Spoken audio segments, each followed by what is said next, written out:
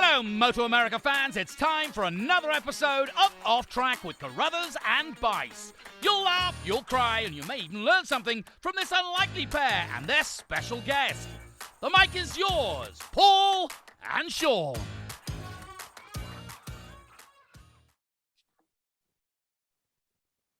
Hey there, MotoAmerica fans. This is Paul Carruthers, and this is MotoAmerica's weekly podcast, Off Track with Carruthers and Bice. I'm joined today, as always, by Sean Bice, who's out in Ohio. I'm in Southern California, but we're separated by thousands of miles, but we're close. How's things today, Sean? It's like two hearts beating as one, Paul. That's what it is. I'm doing great. It's nice to catch our breath a little bit and get ready for these last couple of rounds of the season that are going to be back to back in September, and gives us a chance to set the stage for what's coming up. So it's good. I'm in good shape. How about you? Yeah, it's good. I enjoy I was just speaking to the guest a little bit, but it's nice to have a little bit of a summer break, and it's the perfect time to do so around here. I mean, the weather's always awesome, and it's nice being at the beach and stuff in August and early September. So no, it's kind of cool. And like you said, we get to catch our breath a little bit and gear up for the finale, which is basically 2 weekends in a row. So we'll be back to back. I'm gonna stay back there. I'm not gonna do the fly home Monday and fly back Wednesday thing just to do laundry. I can do that in a hotel or something. But yeah, so we'll make a little bit of a road trip out of it. Some of the other MotoAmerica people will obviously stay back there. So yeah, it'll be kind of cool. And New Jersey's always, I think, very interesting as far as the racing goes. I think that it's always close there, and you never really know what's going to happen there, because sometimes we get some weather and that place is a bit slippery in the wet. We'll talk to our guest about that, because he knows full well what the track's like when it's wet. And then we go down to Barber, and I mean, it's the most beautiful place we probably go to, or at least one of. So it's a good place to end. And we'll do our season-ending banquet, and it'll wrap it up. And it seems to me, for some reason this year, it just seems to have gone by really quickly. I completely agree with you. It's crazy how fast it went by. It's nuts. And we started a lot, you think about last year with COVID. I mean, we started later. That went quick too, but boy, it sure did go quick this year. It's incredible. Yeah, it's been quick. So let's we'll bring our guest in here. Our guest today is Rocco Landers. He's a 3-time MotoAmerica champion, 2 junior cups and a twin cup. And he's actually the sort of the poster child for how things are supposed to go in MotoAmerica, as far as starting young and working your way through junior cup. And then he chose to do twins cup and junior cup in the same season, was able to still win both championships. And now he's graduated to the Supersport class. He's had 4 podiums already, 3 in a row. And he's 4th in points and just 7 points behind Sam Lockoff for 3rd in the championship. So I think it was funny, because going into this season, I mean, we're so used to Rocco just dominating every place that he's gone. But I mean, I knew that wasn't going to happen in Supersport. I mean, it's a whole nother step, and it's very difficult. And you've got Sean Dillon Kelly and Richie Escalante are just a little bit ahead of everybody at this point in time. So I knew it wasn't going to be a thing where Rocco could just jump into Supersport and start winning. But I think he's done really well. I think he's progressed, as like I said, he's had the podiums in the last 3 races.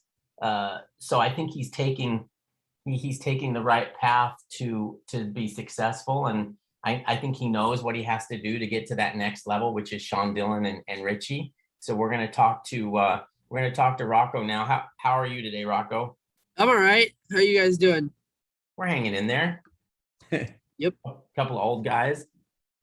So you're out in Los Angeles and enjoying a little bit of a summer break, but I'm sure you're itching to get back on your motorcycle, because that's what motorcycle racers want to do. Yeah. I mean, I've been training a lot. I haven't really gotten off the bike since Brainerd, really. I've just been riding all the time. I've got a week off now, but hopefully we're gonna get up and do track day this weekend and keep training and keep doing physical training and keep losing weight.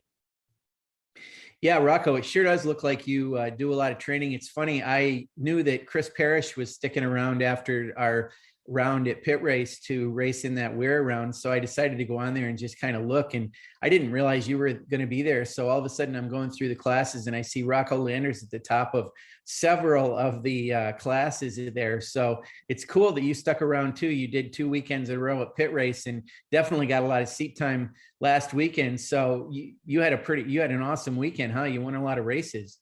Yeah, it was fun. We just kept working on setup, and we made a few changes and had some nice breakthroughs. Like this whole year, we've just been struggling. Like we didn't find a setup I actually liked with the bike until Brainerd. Like it was okay at Laguna, but Laguna was probably our first sort of breakthrough weekend. But once we found something, I was able to run similar lap times to leaders and hanging the lap times longer than almost anyone. That's what my strong point has been this year, is fast in the last few laps. Even if it's not as fast as Sean or Richie, I'm usually the top 3 fastest. So, yeah. It seems like it's been your main issues, as I think you know, is you haven't just been able to get off the line with those guys, and you end up putting yourself in a hole and working around other guys until you do get to third, and then those guys are, they're down the road a piece. So is that something that you need to work on, is the starts and the early race pace? Yeah, my starts actually, like the beginning of the year, my starts were actually pretty bad. I've kind of figured it out, but like I got 2 really good starts at Brainerd. Like I actually led in turn 3, but it almost hasn't been the start itself. Like it is. I feel like my weight kind of has held me back a little bit on that. That's why I'm continuing to lose weight, to get more in shape. But one thing or another, like something will happen. Like I remember at BIR, I got a decent start, but then I ran really wide and won. And then at pit, I got a pretty okay start. It wasn't amazing, but I was probably going to go into turn 3, 4th, or 5th. But over 2, I kind of got pushed out and went over the grass and lost a couple positions. It's just been like funky little things that have happened. And sometimes I just get a standard bad start, but I've got a few good ones, and they're getting overall way, way better as I get used to the bike. Let's talk a little bit about you. I know you've done a lot of training and you've changed your program a lot, because I don't want to say you turned into a chunky little kid, but you did. I did. I think we all get to that point where, like, when you are a little kid, you don't have to do anything and you stay a little kid. Then you reach a certain point where you start to go, oh my God, I'm getting a little chunky here and I need to train. And you took that by the horns, and you've done something about it. And your physical appearance is obviously different, and you've lost a lot of weight. It helps a lot on the motorcycle, right? Yeah, my heaviest was at VIR. Like last year, I grew a lot. I could kind of eat what I wanted, but I was growing up, so I didn't really have to train, and whenever I was hungry, I could eat kind of whatever. I wouldn't really gain much weight, but that changed about probably October, September last year. I stopped growing, and I stopped being able to eat what I wanted, and I gained a whole bunch of weight. And I really didn't start taking care of that until VIR, until I realized that I was just losing so much. And I did some training, lost a little weight, did some more training, lost a little more weight, and eventually I've got where now I've lost 14 pounds. So Right. Oh, I'm continuing to lose. I got to lose another 15 or 20 pounds, but we're gonna get down there. So did you have to park the Reese's peanut butter cups for a while? Yeah, I haven't had one of those probably since before Atlanta. Oh yeah, no, I had one after Atlanta. I'll have one this afternoon later and think of you. oh, geez. Yeah, please do. Just tell That's me it brutal. tasted really bad. That's brutal. Hey, Rocco, so I want to ask you kind of about Supersport. This is a little bit of a 2-part question a little bit, but let me throw this out there. So when you went into Supersport, kind of before you went there, what your expectations were versus what you found out, and then compared to when riding in Junior Cup and in Twins Cup, did it, looking back at Twins Cup and looking back at Junior Cup, and you were younger, I get that, but did it seem easier than it is in Supersport? And is Supersport harder than you thought it would be, or is it about what you thought? And did you expect this? I'm not just going to walk into this class and, win the championship in the first year. Tell us about that whole thing, if you would. Yeah, it's been a learning year. Like I didn't ride I rode Melissa Paris's bike one time, but I That was in December, I think. But then the first time I rode my R6 was first practice of the Daytona 200. So I really I didn't have a lot of, I think I rode the bike itself 4 times before the beginning of the season, like 4 different weekends, like a couple club races, a track day here and there. Like I did the Dakota test. I didn't get a ton of track time at all in all. So it was actually, we showed up to Atlanta without much development, and we really had no setup that I liked, and we were just bouncing all around and trying to figure something out. We had a good race on Sunday in Atlanta. I did get on the podium there, but then we had a bit of a drought for a while there. Like we were just struggling, and I feel like everyone else kind of had their development down. Most of the people who have been racing, who are at the front, either have a bike that's been raced and has lots of development, or have ridden that bike for a year or whatnot. So I knew after Atlanta, I knew at VIR, whenever I saw the speed of everyone else, I think I got 5th and 4th that weekend. I knew it was gonna be kind of hard. And I never really expected to go in guns blazing and win every race. I knew I was gonna push, but the moment I saw the pace of Sean and Richie at the Dakota test, and I rode with Sean at Daytona, and just realized the bike does not have a lot of development, or our bike does not, because I mean we got it and we've had help from a lot of people, but it was by no means perfect until like Laguna started to get together. But now I'm really loving the bike. It's working really well for me. We're still working out a few small things, but it's going better and better and better. So looking back at Junior Cup and at Twins Cup, and you were a different person than you are now. I get that. So it might be tough to say, but do you look back at that and say, man, that was kind of easy compared to what I'm doing now? Definitely. And both times I raced, like in 2019, I rode the bike for an entire off season, every round of Chuckwalla. Did probably close to 100 track days before round 1 on that bike. And I rode it almost every weekend in between. So I was getting lots of track time and lots of development in 19, and I had help from a few people who had been working with the bike for a year or so. And then in 2020, obviously, I was riding that Team Hammer Twin, and that thing had lots of development from the year before. We improved it more and more throughout the year, but at round 1, there was already a really good bike that really didn't need much working on. And it was the same with my 400 last year. Like we continue to improve it. I grew a lot from 19 to 20. So a few things changed. Like I had to change my style a little bit, but it was a lot easier to race in those classes and to win in those classes. And I knew it was gonna be a big step up to race in 600s, but I'm really pretty happy with how it's going right now. So you as you mentioned, you did get a good start at least one of the races, and you even led. What is, when you're with those guys, Richie and Sean Dillon especially, do you see like, is it just little pieces that they're getting you, or is it a big area? There's one big area where they're gaining a lot of time, or is this chipping away? It's like chipping away. There's a few things that they do different than me. Like they enter the corner.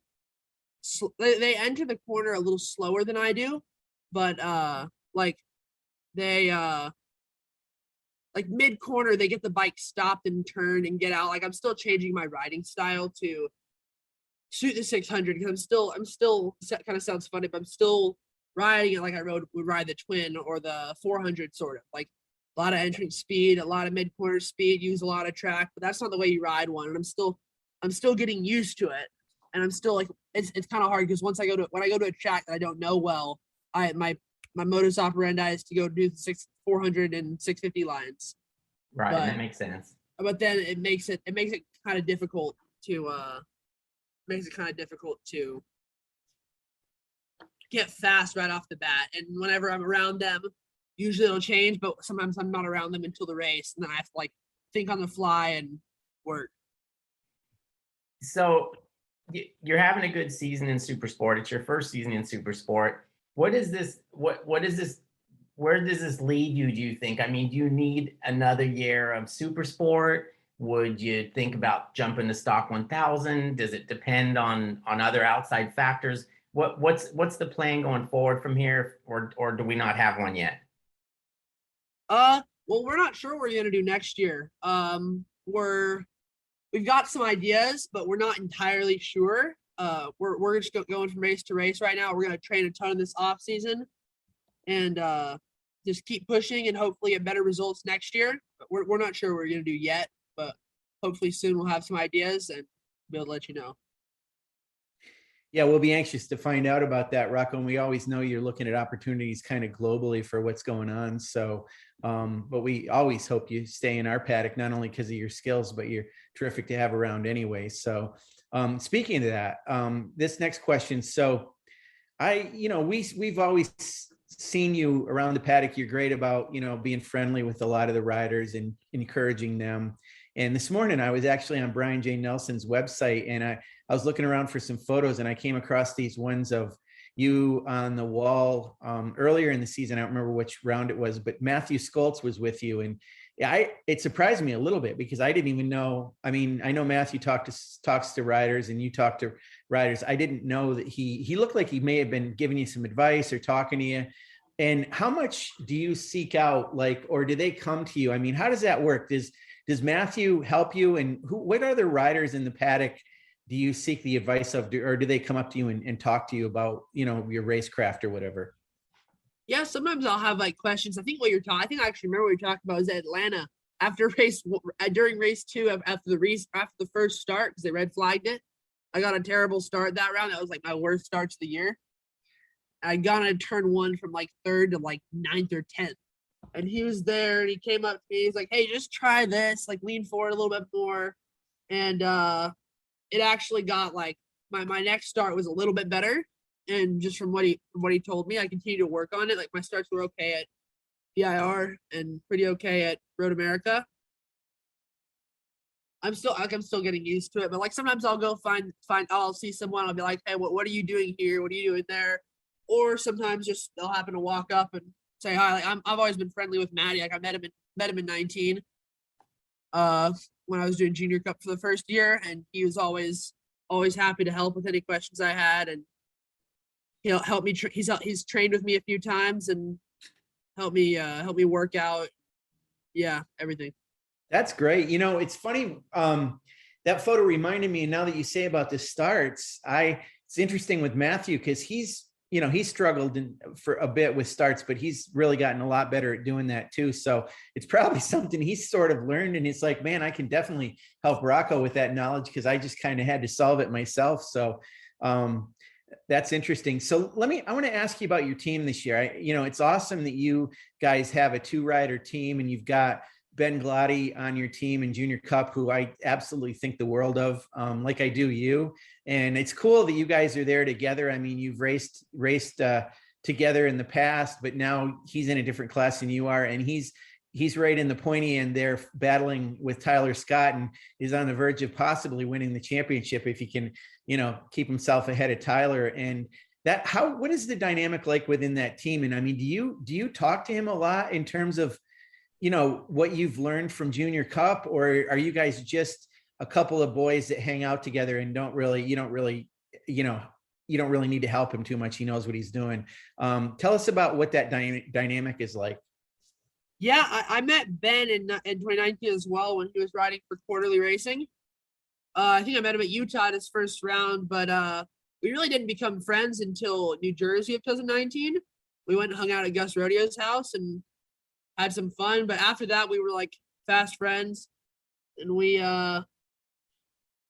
would just hang out. And then in 2020, I would see him at every round, and we knew he wanted to do the Junior Cup again. He was hoping to win the championship, and him and his mom were talking to my dad, or him and his mom were talking to my dad, and my dad. They knew my dad could run a successful Junior Cup program. And since he and I were friends, it made it all the more convenient. So I think mid-year last year, they started working out plans to possibly work with us. And Then Ben came out and trained with us a bit in January of 2020 or 2021, like 7 months ago. And kind of just went on from there. And eventually he was coming out and testing our bike and doing club races. And then now he's riding for us. It's amazing how much you guys have both grown over the past couple of years, though. You're both tall. Is Ben a little bit taller than you right now? Pardon?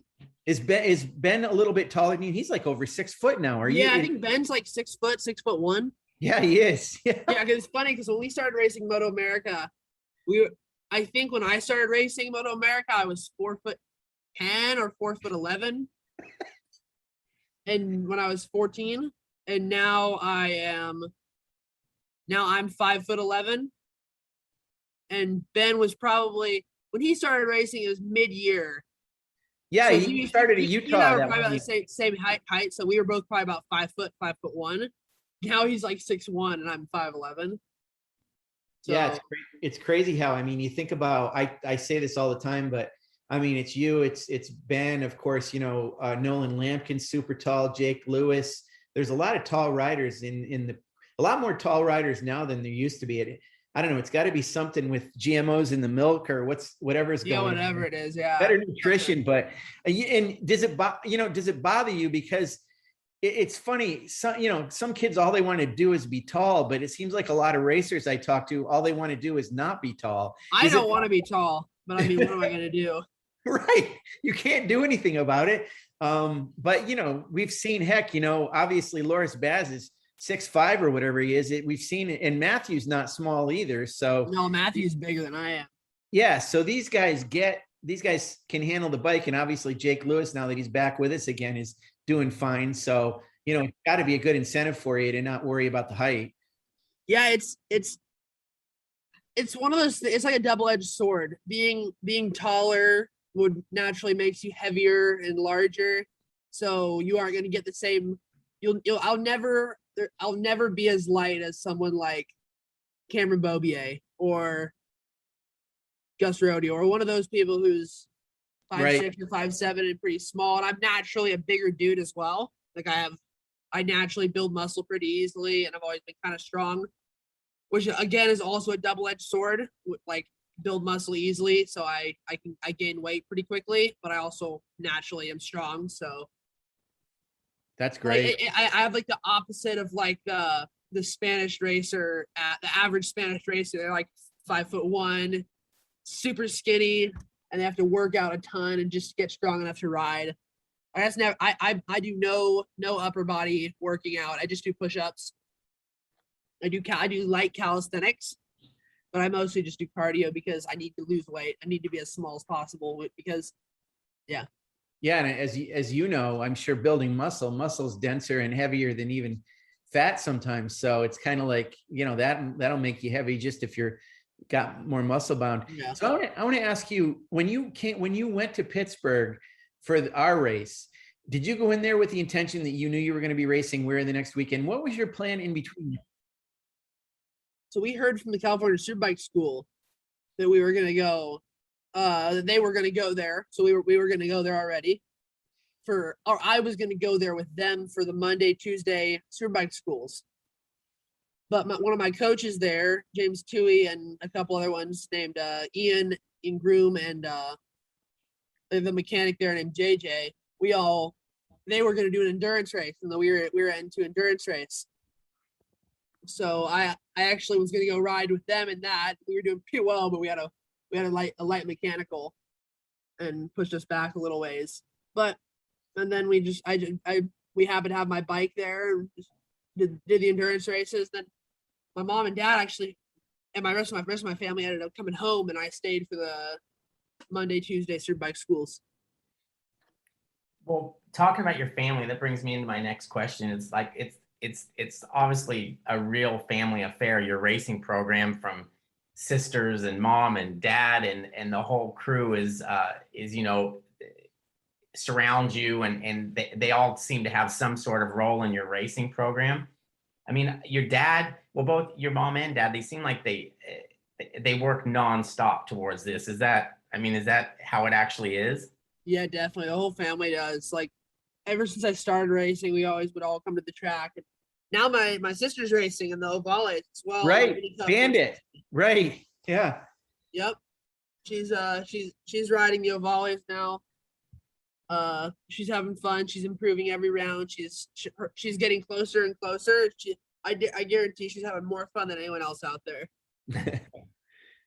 Well, it's funny. I don't know if I talked to your dad or who it was, but you can tell this story.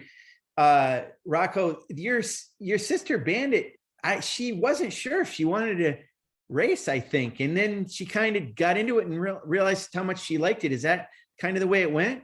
Well, she actually used to race pocket bikes for a while, but she stopped when she was 5 and she's 12 now. So she quit 7 years ago. Like she did it for 2 years. She was actually kind of fast. My dad used to run this mini racing organization that I raced. She would race the pocket bikes. So my other sister rode as well. But when we stopped doing that, they both kind of quit racing. They've done a few flat track races here and there, as has my brother. But never really anything until I think we ended up going to Apex Kart Track actually one time with a 65. Oh no, we went to the AMA Supermoto race in Arizona last year and brought a KTM 65 for her to ride. And she rode that, had a ton of fun. And then when I would go to Apex and train or go to Adams or whatever, the kart tracks, we would always bring her with myself and Kensei, and sometimes my brother would come and just buzz around, but she would always have fun. She improved every time. She'd ride Kensei's ovale. She'd ride the KTM 65. She would always just have more and more fun. She'd go faster and faster and faster. And she wasn't sure she wanted to do mini cup and we basically showed up to mini cup. We rented a bike from a friend of ours named Ed Enriquez and showed up to MotoAmerica, and she was just going to do the Friday Friday practice and see if she wanted to race. And if she wanted to race, she was going to race. Otherwise, she wasn't going to, and she wasn't sure because she was afraid she wasn't going to be. She was afraid it was going to be a bit gnarly. But she went out. She had a ton of fun. She went pretty fast on her first day, and she raced on Saturday. And then she's gotten closer and closer every round. And everyone there, like I said, I guarantee she's having more fun than anyone else out there. So Rocco, with 2 races left in your rookie season of Supersport, we go to New Jersey Motorsports Park and we go to Barber. Is one of those? Do you look forward to one of those more than the other based on how you think you'll do? Yeah, definitely looking more forward to Jersey because that's a track I truly enjoy. What's funny is Barber is one of those tracks for me that I've always done fairly good at, but I have absolutely hated every time I ride there. Oh, that's weird. A lot of people like it. Track. But it's sort of like it's kind of fun. Like I do well there. Like I've won every race I've ever ridden there. But it's just I don't like the way the track goes. I don't like the flow of it. A track like New Jersey, where every corner kind of ties together pretty well, I feel like it's going to be really strong for myself and my bike. Barber, I'm looking forward to Barber as well, though, just because it's a track and I get to race there. Oh, I want to mention one thing. So I want to go back to your family for a second. Paul had mentioned how, your mom and dad are so focused and engaged in your program. And, we talked about your sister Bandit racing in Mini Cup. So I think I have this right. You have another sister who is also getting extremely tall. And I noticed at pit race, she's usually out where she stands out on the wall beside your mom, who's holding up your pit board. It looks like she's helping out your mom at the same time. Is that correct, Rocco? Yeah, she wanted to help out with something. So my dad said she could do the pit board, and she got to hold the umbrella on the grid at Pittsburgh as well. She's having a lot of fun. Are you the oldest or is she the oldest? I'm the oldest. She's 2 years younger than me. Okay, so you're the oldest in the family, and you're kind of your brothers and sisters are kind of following in your footsteps. What's that like? Do you feel any kind of, I don't know, responsibility to show these guys like it's fun, or do you feel like you want to try to get them involved, or you just let them do their own thing? How does that work? I kind of let them do their own thing.